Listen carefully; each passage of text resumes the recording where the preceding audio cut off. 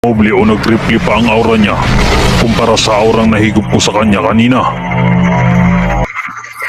Ibang klase. Sino ba talaga ang taong yun?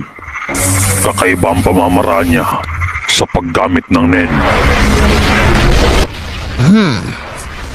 Biglang bumalik ang aura ni Hisoka. At napakalakas na niya ito ngayon. Yun pala ang binabalak ni Jing. Dahil sa nangyari ngayon kay Hisoka, naalala ko ang kwento ni Lulumaha. Kapag ang isang tao daw na magaling gumamit ng Nen, at kapag humantong ito sa bingit ng kanyang kamatayan at magawa niyang makaligtas, babalik daw ito ng doble o higit pa ang kanyang lakas. Dahil ganun nga daw ang nangyari sa kanya nung tinalo siya ng isang nilalang na may pangalang Don Brix. Ang aura ni Hisoka, napakalakas. Imposible to. Kanina lang wala na siyang aura.